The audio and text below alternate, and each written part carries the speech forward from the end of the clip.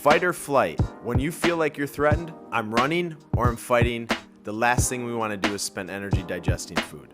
The last thing we want to think about is I need to eat food. That's why when you get nervous or a big presentation or something that is important to you, you may not have the appetite that you usually do. You're in fight or flight. Well, what's the other side? Well, when you're relaxed, when you're calm, when your nervous system's regulated, you have this thing called rest and digest. Hey guys, welcome back to another Rest, Eat, Move podcast. Today we're going to talk about cytokines. And you're thinking, what the heck are we going to talk about? That's just one word I'm going to use today, cytokines, cytokine storms, episode 325 today. We're going to talk about gut health. I know I've talked about this in the past, and I'll talk about it again, and I'll talk about it again. And a couple episodes ago, we talked about the kidneys and the liver and detoxification. Today is quick. It's kind of just meant to kind of maybe think differently, maybe look under a different rock. But the amount of gut health issues that we have in our country is alarming. And yet I would say the amount of people that don't realize that they have gut health issues that are leading to other issues is even more alarming. So I talked about cytokines right off the bat today. What the cytokines are is when your immune system feels like it's under attack, it sends these molecules into the bloodstream called cytokines, and it creates this cytokine storm where the immune system is trying to fend off different foreign invaders. But this storm can create some other havoc inside the body that I don't think we connect. You know, for example, when you think about the immune system, 70% of your immune system lives in your gut tissue. So if you have poor gut health, you're going to have a poor immune system. If you're thinking that I get sick, I get sinus infections, I have the cold and flu or all different viruses, the first thing I would look at is gut health. And that's the disconnect today. A lot of people have these allergies or sinus issues, skin issues. They're not really sure where to start or look, yet our gut is directly responsible for that. And then you say, well, Matt, I'm not having any digestive issues like in my tummy. Well, that's not the only way that it's going to show up. We all have different clues and cues and signs and symptoms and different places that it shows up for different people. But today in episode 325, we're going to talk about gut health, which is digestive health, which is really nutritional health. And I think this is the big aha moment of this 10, 15 minutes I have with you, is everyone's so obsessed with nutrition. And if you're obsessed with nutrition, you have to understand digestion. To get nutrients from food requires digestion. And so gut health, digestive health is health 101 from a nutrition standpoint. Well, Matt, I just want to eat clean and eat good foods. It's not that simple. It's not always about eating clean and you have good gut health. There may be some huge gaps, some huge holes, some weaknesses in your digestion that's going to prevent you from absorbing nutrition. The key with digestion is we're going to break down food into nutrients and push the rest into waste. And so when you look at the digestive tract, it starts in your mouth. Many people overlook chewing, overlook the function of saliva and mucus and your amyloid enzymes that are in your mouth that break down carbohydrates. I'm just going to drink my food. I talked about this a couple episodes ago where I spent an hour on mastication, which is chewing. So it starts in your mouth, goes through your esophagus, goes down through the liver, the gallbladder, the pancreas, the duodenum, the stomach. You have your small intestines. You have different aspects of your small intestines or bowel. And then it goes in the colon, which is your large intestines. And then obviously your rectum and anus. And so it's a huge tube.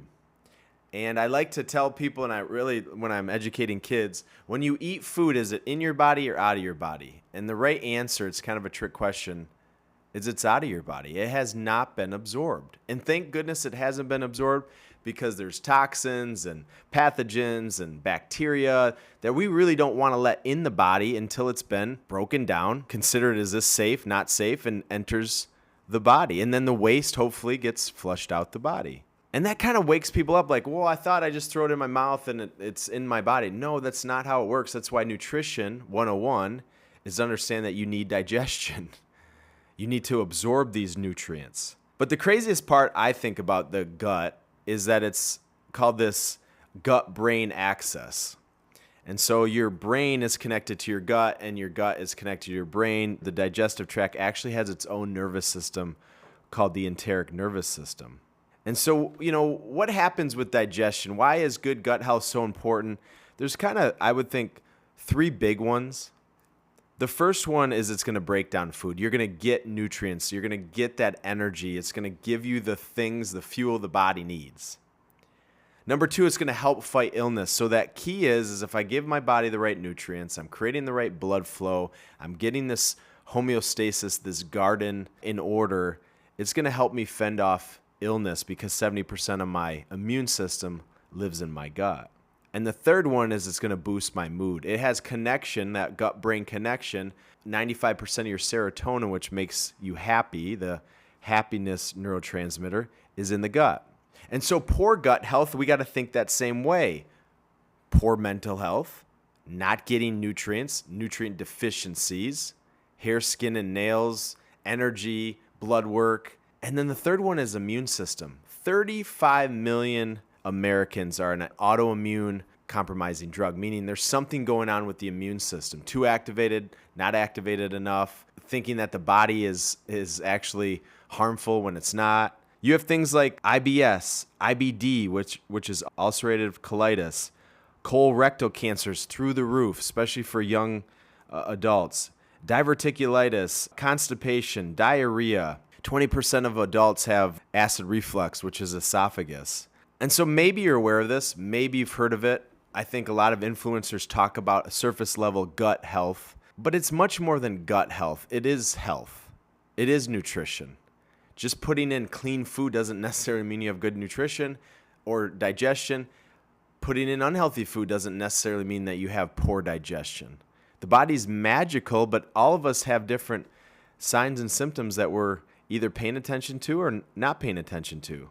And so why is there this two-way highway, this gut-brain axis, this enteric nervous system with the central nervous system? Well, there's a ton of nerves and hormones that run through your digestive tract, not only to feed and fuel, but also to allow it to move. See, motility, that's your digestive tract moving food through the system. It's not just a pipe that kind of food just slowly drips down. You actually need that smooth muscle to contract and relax, and it moves it through the digestive tract. Again, I talked about cytokines. I talked about sinus infections.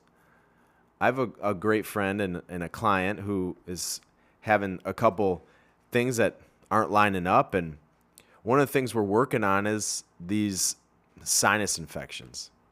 And a lot of people have these seasonal allergies, sinus infections, drainage in the eyes, drainage in the nose. And I'm not an allergist. I'm not going to try to tell you I know everything about the ear, nose, and throat. But what I do know about is that the body is trying to heal and self-correct. And if you have poor gut health, it may be showing up in a way that you don't think it's connected. And even your doctor, your physician, your specialist may not really have the tools or resources or curiosity to connect some of those dots. We all know that hair, skin, and nail growth has a lot to do with the food we eat, the stress we have, all these different components. Yet if you go to a dermatologist, they're going to be very specific on topical, looking at really the specific part of the skin, hair, and nails that you're asking about. Yet we know inside the body really helps those things flourish.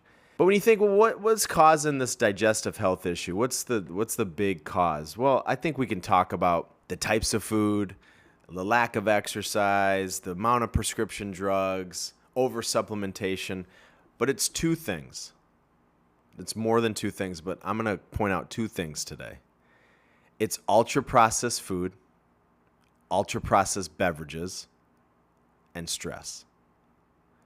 Okay, Matt, I don't eat ultra-processed foods. What is an ultra-processed food? It could be one of your supplements. We talked about whey protein. It is the new ultra-processed food.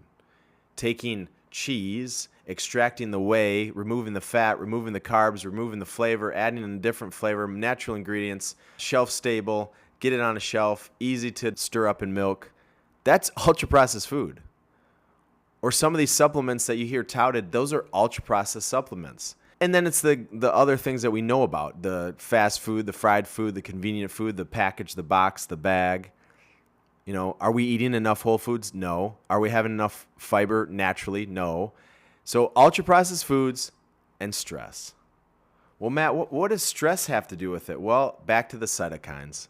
When you have too much stress or your body thinks there's a foreign invader for whatever reason, your body tries to self-correct. What does it do? It puts yourself in fight or flight. Okay, what does that matter? Well, when you're in fight or flight, it removes all the energy, all the fuel from the areas that it doesn't deem as essential. One of those areas is your digestive tract. Fight or flight. When you feel like you're threatened, I'm running or I'm fighting, the last thing we want to do is spend energy digesting food. The last thing we want to think about is I need to eat food. That's why when you get nervous or big presentation or something that is important to you, you may not have the appetite that you usually do. You're in fight or flight. Well, what's the other side? Well, when you're relaxed, when you're calm, when your nervous system's regulated, you have this thing called rest and digest. It's time to eat. It's time to digest. We can use those resources in your digestive tract. And so that's the big thing today is many people, I see two camps, are having digestive issues. Acid reflux, GERD, IBS, IBD, ulcerative colitis, Crohn's, diverticulitis, colorectal cancer, cancers of the digestive tract in any way, ulcers, you name it. And so they're very aware, I got to solve this digestive health issue. I guarantee nobody's thinking about stress. Nobody connects it. They think, well, what food do I need to avoid? What food do I need to eat? What medication do I need to take? One of the root causes is too much stress. The other thing is, are we really looking under the hood of some of those things that we may think are healthy, that are ultra processed, and are we willing to make some of the changes to have some of the foods that maybe have some of the gaps? Obviously, water, fermented foods are super powerful. Kimchi, they talk about that in the Korean diet. If you don't like spicy, kimchi's a little too spicy, but fermented foods, sauerkraut, pickles, anything fermented. An apple is a symbiotic, pro and prebiotic. No real need to take a probiotic supplement when all we have to do is eat food with one ingredient that already has digestive enzymes, natural bacteria, probiotics, prebiotics. And then when you think about the challenge with, okay, I don't have any digestive health symptoms. I don't have diarrhea. I don't have constipation. My stomach isn't bothering me, but I get sick a lot. I get the cold, the flu, sinus infections. My skin doesn't look great. I feel bloated. Maybe those aren't as serious as you think and you're not connecting the digestive tract, but remember, nutrition 101 is digestion 101. And digestion is part of your nervous system. It's got its own nervous system, the enteric nervous system, but it also connects to the central nervous system, the gut-brain axis. And so you could be showing inflammation through the skin or toxicity through the skin. Maybe you think you're having good digestion, nothing seems off. And those cytokines, maybe they're rushing to parts of the body like your nose, which contains a lot of these different microbiomes that could be overactive, creating too much mucus, too much saliva, too much stuffiness. It could be maybe, could not be connected. But I think sometimes we overlook that the body is connected and we kind of oversimplify. We'll just eat a couple fermented foods. It is more complex than that. The digestive system is very complex. I work with many people that have had their gallbladder removed. That's part of your digestive tract. Your appendix, starting to realize that appendix was really needed. And so there could be many reasons why we fall into maybe some digestive issues. Some of us out of our control, we're not going to add back our gallbladder. Talked about the liver. Is your liver really functioning at its highest level? It's part of the digestive tract. And then you think about the amount of issues that we're having in the colon or large intestines. It's because it's doing all the heavy lifting. This is where all the absorption is happening. The water is extracted and it's getting ready to turn into waste.